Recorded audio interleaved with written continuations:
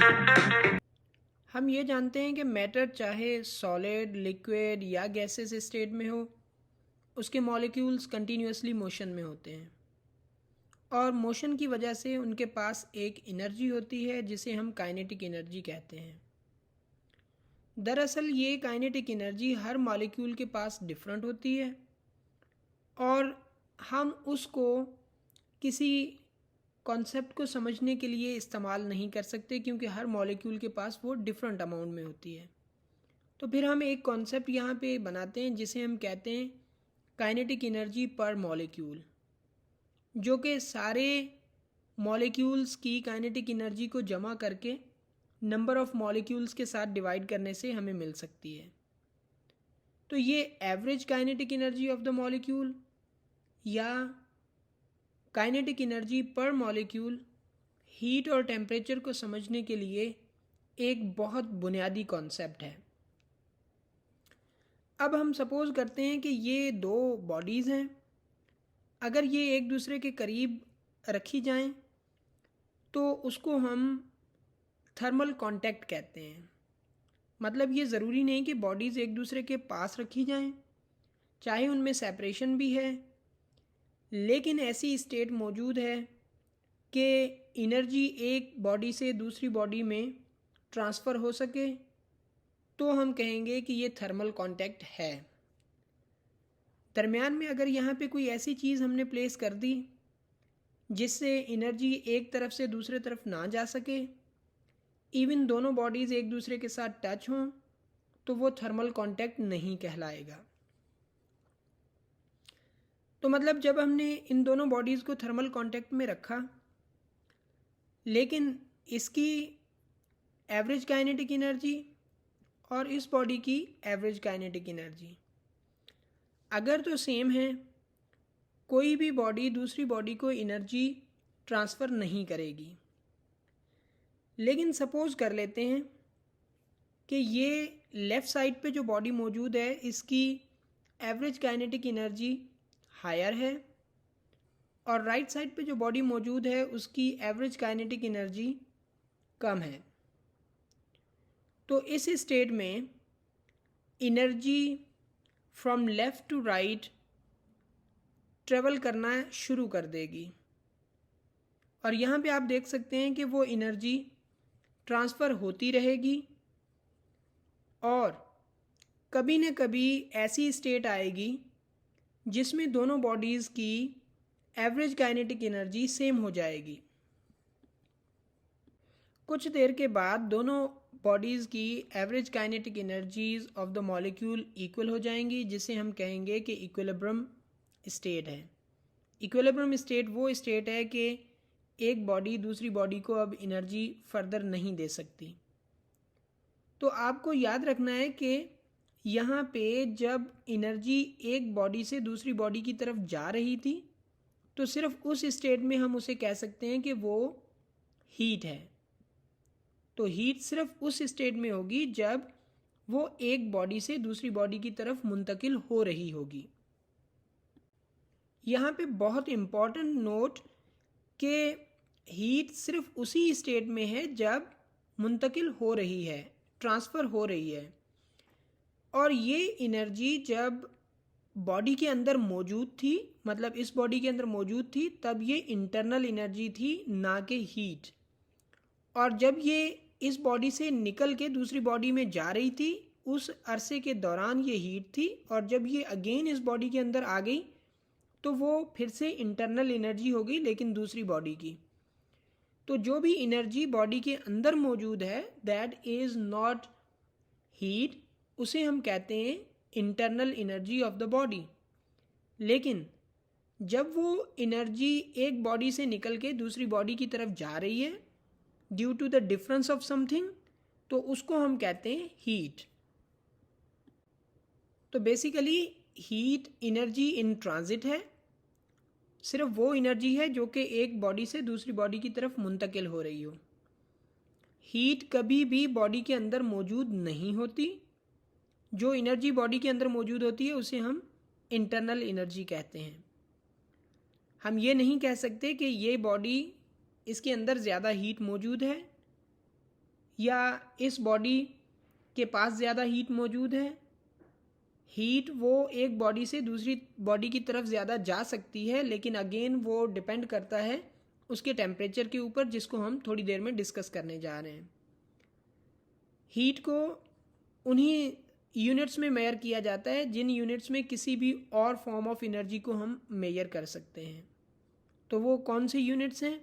SI unit joule है, जो कि न्यूटन इंटू मीटर के इक्वल होता है, और CGS सिस्टम के अंदर यूनिट अर्ग है, जो कि 10⁻⁻7 जूल के इक्वल होता है। और एक कॉमनली यूज्ड यूनिट हम इस्तेमाल करते हैं जिसे हम कैलोरी कहते हैं, जो कि 4.18 जूल के इक्वलेंट होता है। और एक बिगर यूनिट ऑफ हीट हम इस्तेमाल करते हैं जिसे हम ब्रिटिश थर्मल यूनिट कहते हैं, BTU, जो कि 1055 जूल के इक्वल होता है। वीडियो की स्टार्टिंग में हमने ये चीज़ डिस्कस की कि एवरेज काइनेटिक एनर्जी एक ऐसा कॉन्सेप्ट है जिसकी बेसिस पे हम टेम्परेचर और हीट दोनों को समझ सकते हैं। अब तक की जो हमारी डिस्कशन थी उसमें से हमने ये चीज़ समझी कि एवरेज काइनेटिक एनर्जी का जो इक्विलिब्रियम है बॉडीज़ के दरमियान, वो हमें बताता है कि एनर्जी ट्रांसफ़र नहीं होगी, मतलब हीट नहीं होगी। और अगर इक्विलिब्रियम नहीं है तो उस कंडीशन में हीट होगी, मींस एनर्जी इन ट्रांजिट होगी। तो ये एवरेज काइनेटिक एनर्जी या काइनेटिक एनर्जी पर मॉलिक्यूल, इसकी बेसिस पे हम एक और कॉन्सेप्ट पढ़ते हैं जिसे हम कहते हैं टेम्परेचर।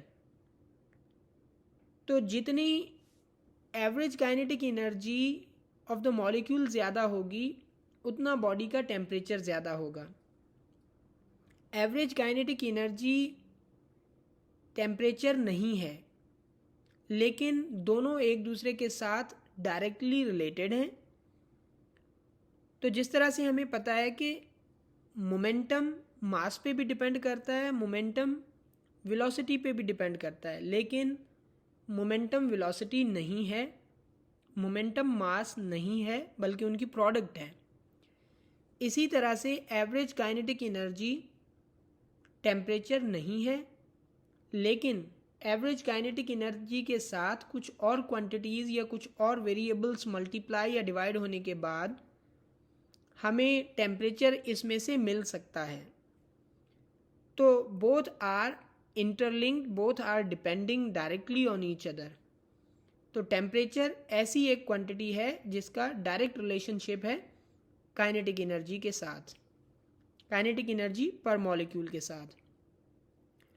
तो दोनों चीज़ें, अब हम इसको डिफ़ाइन कम करेंगे, आगे जो भी हमारी डिस्कशन होगी that will be based on temperature. तो हम कहेंगे कि इसकी एवरेज काइनेटिक एनर्जी मॉलिक्यूल की ज़्यादा है तो इसका टेम्परेचर ज़्यादा है, जिसकी एवरेज काइनेटिक एनर्जी मॉलिक्यूल की कम है उसका टेम्परेचर कम है। तो टेम्परेचर हमें बताता है कि हीट होगी, मीन्स फ्लो ऑफ एनर्जी होगा या नहीं, and also it defines the direction in which direction energy will flow. मतलब अगर इसका टेम्परेचर ज़्यादा है, इसका टेम्परेचर कम है, तो हमारे पास एनर्जी का फ़्लो इस डायरेक्शन में होगा। अगर इस राइट साइड का टेम्परेचर ज़्यादा होगा, लेफ़्ट साइड का कम होगा, तो एनर्जी का फ़्लो ऑपोजिट डायरेक्शन में हो जाएगा। तो हीट की डेफिनेशन अब कंप्लीट जाके होती है कि energy in transit due to the difference of temperature. अगर टेम्परेचर दोनों साइड का इक्वल कर दें, उस कंडीशन में कोई भी एनर्जी फ़्लो नहीं होगी।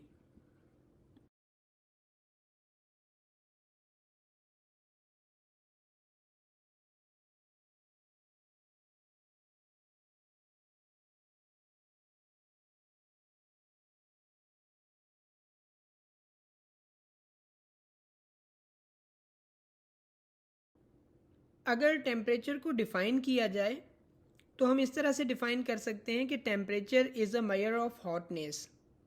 मतलब किसी भी बॉडी की जो गर्माइश का पैमाना है उसको हम टेम्परेचर बोलते हैं। तो जिस बॉडी की एवरेज काइनेटिक एनर्जी पर मॉलिक्यूल ज़्यादा होगी उसी का टेम्परेचर ज़्यादा होगा, मीन्स लेवल ऑफ हॉटनेस ज़्यादा होगा। अब वो एवरेज काइनेटिक एनर्जी के साथ ही टेम्परेचर क्यों लिंक्ड है, ये चीज़ आप इस तरह से समझ सकते हैं कि जब आप किसी ऑब्जेक्ट को टच करते हैं तो वो आपको गर्म तब महसूस होगा जब उसका मॉलिक्यूल जितनी ज़्यादा मर्तबा, जितनी ज़्यादा काइनेटिक एनर्जी के साथ आपकी बॉडी के साथ हिट कर रहा होगा। तो जितनी काइनेटिक एनर्जी ज़्यादा होगी वो हीटिंग ज़्यादा होगी और आप उसको गर्म फील करेंगे। जितनी मॉलिक्यूल की काइनेटिक एनर्जी कम होगी उतना कोलिजन रेट कम होगा और वो चीज़ आपको जो है उतनी कम हॉट महसूस होगी, या आप उसे कह लें कि कोल्ड महसूस होगी। तो temperature is a measure of hotness, जो कि अगेन डायरेक्टली एसोसिएटेड है एवरेज काइनेटिक एनर्जी के साथ। टेम्परेचर को मेजर करने के लिए डिफरेंट स्केल्स यूज़ किए जाते हैं और वो स्केल्स कौन से हैं? Celsius, Fahrenheit and kelvin. तो फ़ारेनहाइट ऐसा स्केल है जिसकी डिग्री सबसे कम है, इस वजह से हम उसे मोस्ट सेंसिटिव स्केल या क्लिनिकल स्केल कहते हैं। ये चीज़ आगे आने वाली वीडियोस में हम डिटेल में डिस्कस करेंगे कि इसकी डिग्री क्यों कम है और इसको हम सेंसिटिव क्यों कहते हैं। केल्विन स्केल एब्सोल्यूट स्केल है और इसे हम एसआई यूनिट के तौर पे भी इस्तेमाल करते हैं।